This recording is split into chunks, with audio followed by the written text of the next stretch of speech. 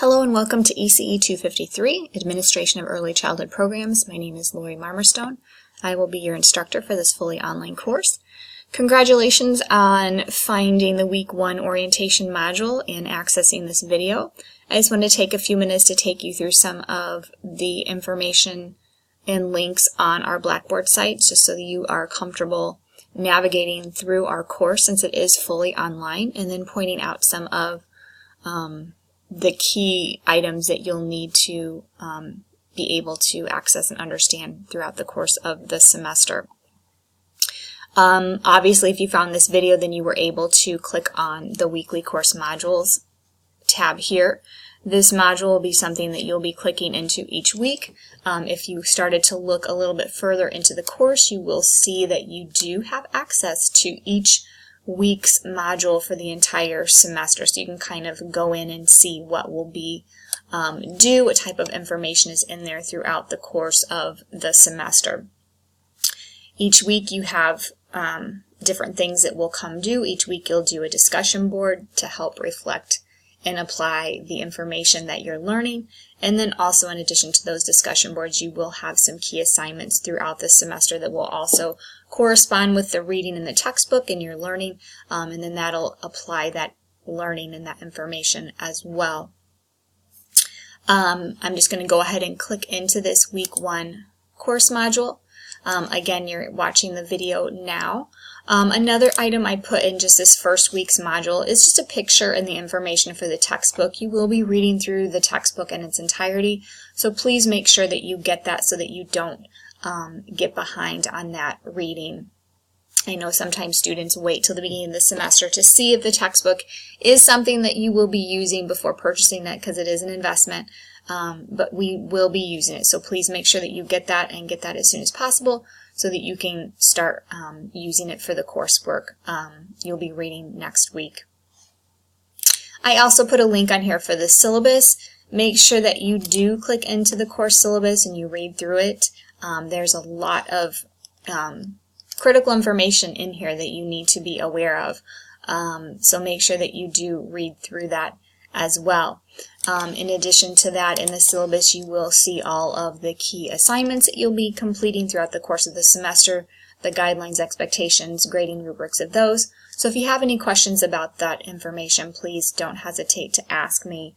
As we start working through the semester and those key assignments start to come due, I will post additional information and details about that. So if you do have questions, don't worry, because I will be posting additional information about that and reminders for when those are going to be due. But if you ever have any questions, please don't hesitate to email me or call me, because I do want to help make sure that you're successful for this course. It being an online course, everything is done very independently. You access it on your own time. You complete things in your own time within that week that module is open and those assignments are due. So make sure that you do manage your time wisely so that you can be successful. Just another way that I help reinforce that you read the syllabus is to complete a syllabus quiz. This is a quick 10-point quiz. You can go in and do it as many times as you want to earn the 10 points, but again, it does directly relate to reading the syllabus and pulling out some of the key information in that syllabus as well. It's only 10 questions, so only 10 items about the syllabus. Those 10 items are not the only important things on the syllabus. The entire thing is important, so make sure that you do read it and you don't just go in and try to find the answers to complete the quiz. Each week, like I mentioned before, you will be completing a discussion board, and so you need to make sure that you are comfortable using the discussion board. For week 1, you're just going to be doing an introduction, so you're going to click into the discussion board to launch it. Within that week 1 introduction, it gives you the guidelines here of what you need to respond to.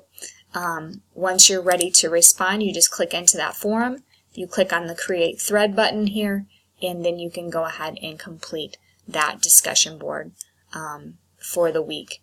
One thing that you'll see in your syllabus about the discussion board is that each week, whenever you access the discussion board, you need to make sure that you post your initial response by the Wednesday of that week, and then you post any final responses by the following Monday. So to get the full 10 points for the discussion board, you have to post a minimum of 3 times. The first time is a response to my question. And then the second 2 times are responding to your peers. And all that information is detailed within your syllabus. So make sure that you read through those expectations so that you understand and know how to earn the most points possible that you can for the discussion board. Please do take the discussion board seriously. Some students choose not to do that, and it really does affect their point total and their grade. And the discussion board weekly is a way that I can assess your understanding and your knowledge. It's a way for you to share your thoughts with your peers and to show me your learning. And if you do it and you follow the guidelines, it's an easy 10 points. And so it really does affect your grade. So make sure that you are responding to those discussion boards on a weekly basis. And once the week is over, the discussion board is closed and you cannot go back and make those up. So make sure that you do understand those guidelines and expectation for the discussion board. Another thing that you need to submit for this first week is to make sure that you upload the syllabus confirmation form.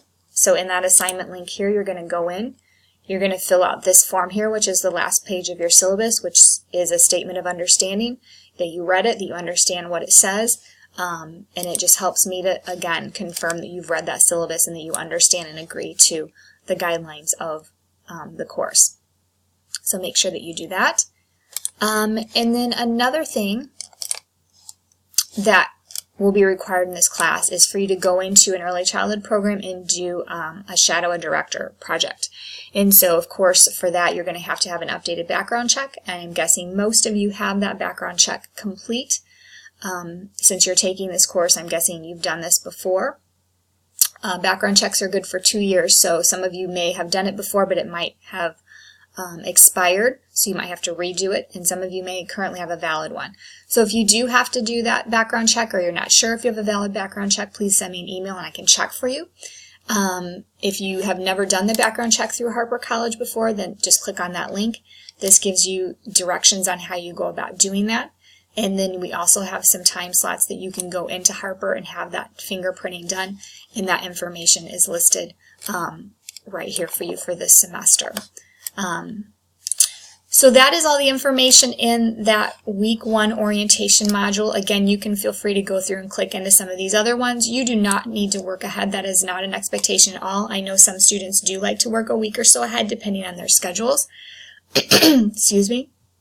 So again, don't feel obligated to click into a module in advance. There might be some weeks where I decide that, oh, I'm going to add something new to that, even though I do have all the modules populated throughout the semester. I may find something or see an article or find a video or have some additional information that I might want to post there.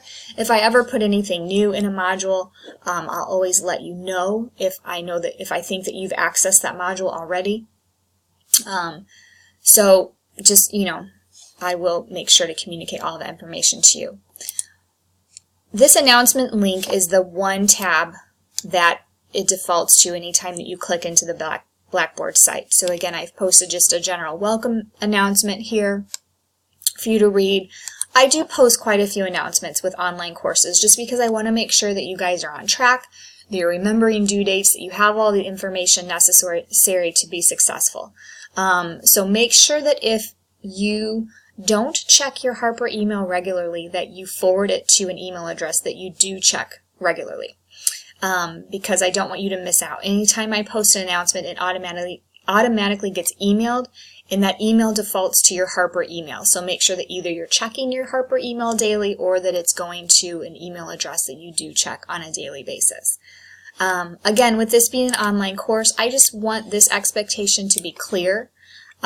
Sometimes students think that taking an online class takes less time than being in class face-to-face, but that's simply not true. So the luxury of an online class is that you can access and complete the information in your own time frame within that week of those assignments being due.